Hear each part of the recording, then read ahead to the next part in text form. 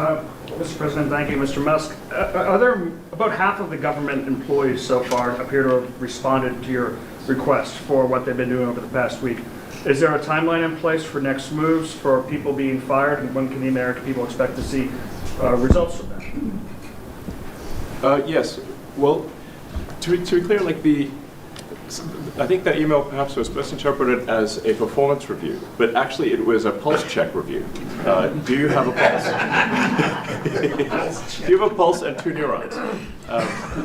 So if you have a pulse and 2 neurons, you can reply to an email. This is, I think not a high bar, is what I'm saying. This is anyone could accomplish this. But what we are trying to get to the bottom of is we think there are a number of people on the government payroll who are dead, which is probably why they can't respond, and some people who are not real people, like they're literally fictional individuals that are collecting paychecks. Well, somebody's collecting paychecks on a fictional individual, so we're just literally trying to figure out, are these people real? Are they alive? And can they write an email? Which I think is a reasonable expectation for the American public would have at least that expectation of someone in the public sector. Mr. Musk, roughly 1 million employees. It's not a high bar, guys, come on. Roughly 1 million employees have responded so far to this email. Does that mean that the remaining 1 million or so federal employees now risk being terminated? And is it your understanding and expectation when you post a directive on X that the cabinet secretaries will follow that order? Because several agencies have instructed employees that this is voluntary or not to respond. Yeah, well, I mean, I guess it was like last week, the president encouraged me via Truth Social and also via phone call to be more aggressive. And I was like, okay, yes, sir, Mr. President, we will indeed do that.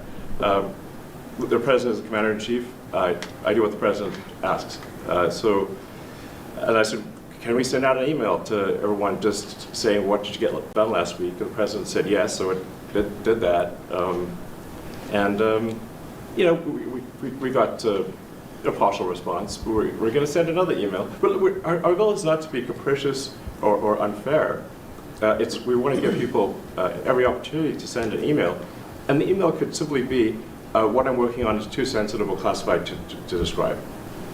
Like literally just, that would be sufficient. I think this is just common sense. And what is your target number for how many workers, employees you're looking to cut total? We wish to keep everyone who is doing a job that is essential and doing that job well.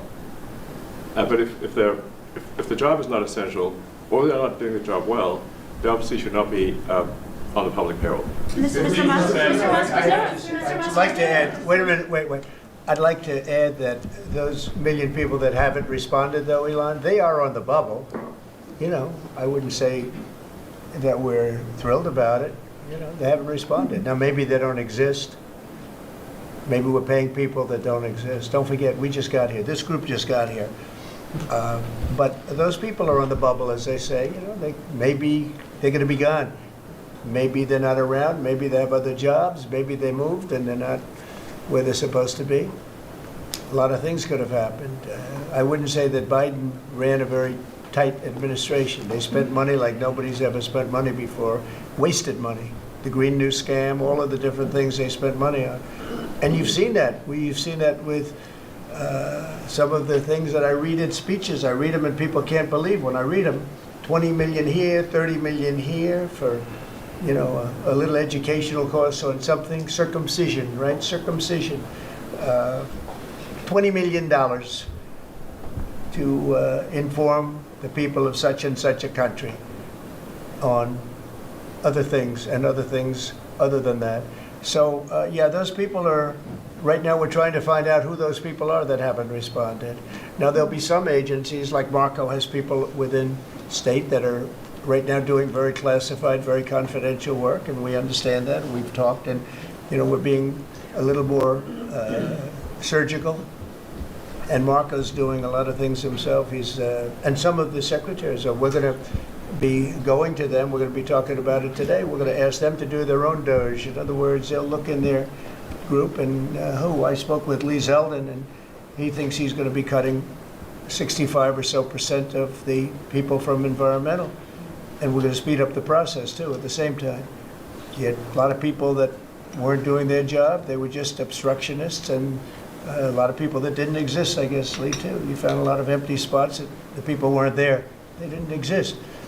I think education is going to be one of those. You go around Washington, you see all these buildings for the Department of Education. We want to move education back to the states where it belongs. Iowa should have education. Indiana should run their own education.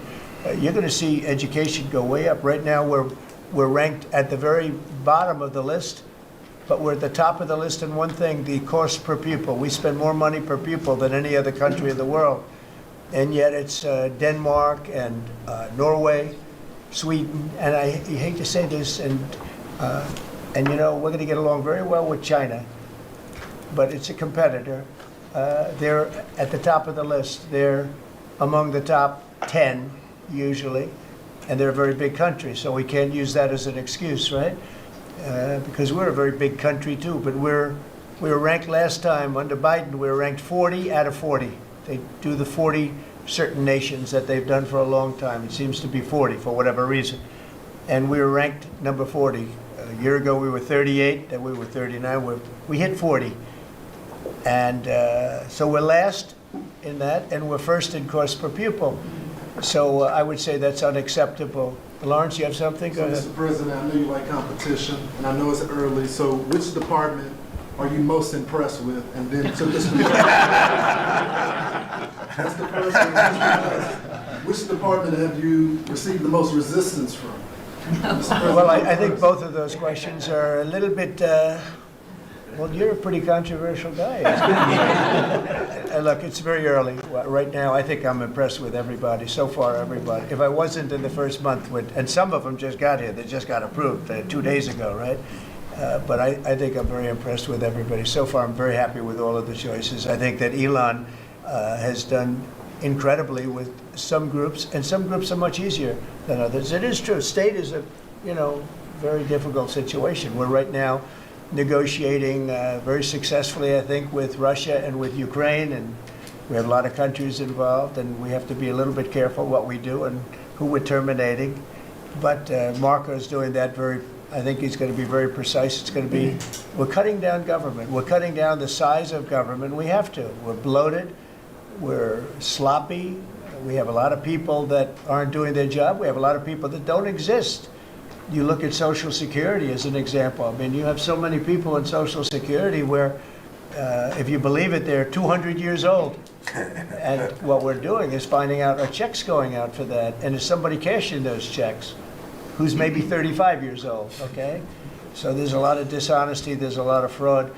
But I think at this moment, I'll take Elon off the spot. I think that he's impressed. He said it very well, better than I can say it, that he's impressed with the people in this room, very impressed.